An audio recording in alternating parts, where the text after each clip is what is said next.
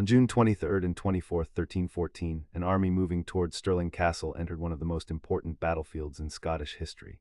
The fight that followed is remembered as Bannockburn, a victory for Robert the Bruce, a disaster for Edward II of England, and a moment when a fragile Scottish kingship became much harder to dismiss. It was not the end of the Wars of Independence. It did not make medieval Scotland safe forever. But it changed the balance of power so sharply that later generations could look back and see a nation surviving at the point of a spear. To understand why Bannockburn mattered, start before the battle. Scotland's royal line had been thrown into crisis in the late 13th century.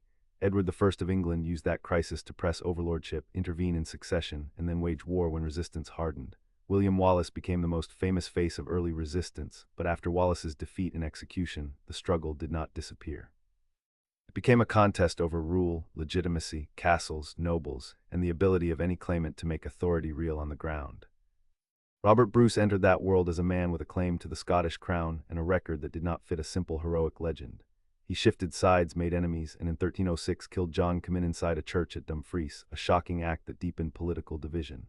Bruce was crowned king soon afterward, but a crown did not give him a kingdom.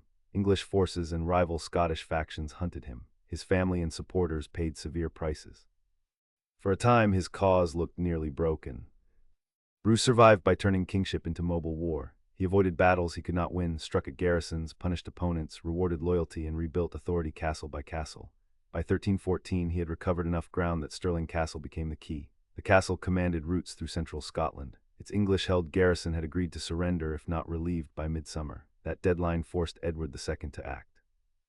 If he wanted to keep Stirling, he had to bring an army north.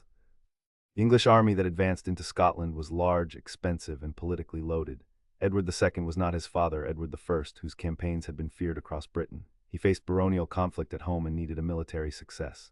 The relief of Stirling offered a visible objective: march in strength, break Bruce's blockade, and reassert English power. For Bruce, the same march created a dangerous opportunity. Refuse battle and Stirling might be relieved. Accept battle in the wrong place, and Scotland's hard-won recovery could collapse.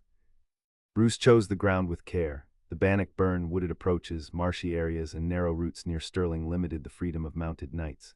Scottish infantry formations known as schiltrons, bristling with long spears, could be vulnerable if caught disordered or outflanked, but if disciplined and placed well, they could make a cavalry charge costly. The battle was therefore not a simple clash of courage. It was a contest between movement and constraint, horsemen needing space, infantry needing cohesion, commanders trying to shape panic before panic shaped them. On the first day, English mounted forces pushed toward the Scottish position. One remembered episode has Henry de Bohun, an English knight, charging at Robert Bruce himself. Bruce, mounted on a smaller horse and carrying an axe, is said to have split de Bohun's helmet and killed him. The story is dramatic, and chroniclers help make it famous. Its meaning is clearer than every detail. The Scottish king was physically present in the danger zone, and his army saw that the leader, whose crown had once seemed desperate, was willing to stand before armored enemies. That same day, English attempts to move around the Scottish position failed to produce the breakthrough Edward needed. Scottish formations held together. English confidence did not turn into control. By night, the English army found itself crowded on poor ground near water, with limited room and an uncertain sense of where the next attack would come from. Medieval armies depended on morale, order, and signals as much as numbers. A large force could become vulnerable if its strength could not be deployed. The second day became decisive. Bruce's infantry moved forward rather than waiting passively. Schiltrons advanced with spears leveled, forcing English knights and men-at-arms into a cramped fight. The English cavalry could not easily ride through disciplined spear points. Behind them, more men pressed forward. Around them, ground and water narrowed choices. Archers, who might have disrupted Scottish infantry, were not used with the same decisive effect as at later battles such as Crecy. Command became confusion. The Scottish advance was psychological as well as physical. A formation of spearmen moving together tells mounted opponents that the easy shock charge has failed. Once the English front lost room, the army's size became part of the problem. Men struggled to see, hear, turn, and retreat. Some were pushed toward the burn and nearby boggy ground. Others fled towards Stirling or back along the road. Edward II escaped, but the escape of the king did not save the army's reputation. Many nobles were killed or captured, and ransom would turn defeat into political and financial damage. Bannockburn's casualty numbers are debated, as medieval battle figures often are. Chroniclers wrote with purposes, loyalties, and limited information. Modern historians treat precise totals cautiously. What matters beyond the arithmetic is the outcome. A Royal English army failed to relieve Stirling, Robert Bruce held the field, and Scottish confidence surged. The victory gave Bruce leverage over nobles who had doubted him and enemies who had treated him as temporary. A king who wins a battle like Bannockburn becomes harder to describe as a rebel hiding in the hills. The battle also changed how independence could be argued. Military success did not instantly produce diplomatic recognition. The war continued. English kings did not simply abandon claims because one army lost, but Bannockburn made Scottish resistance credible in a new way. 6 years later, the Declaration of Arbroath would set out a famous argument for Scotland's political community and its chosen king.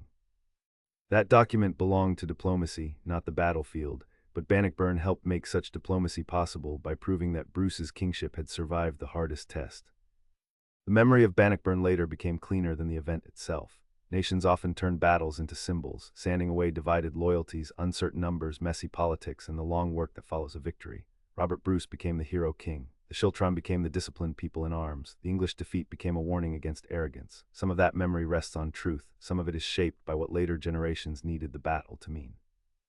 Clear history has to hold both things at once.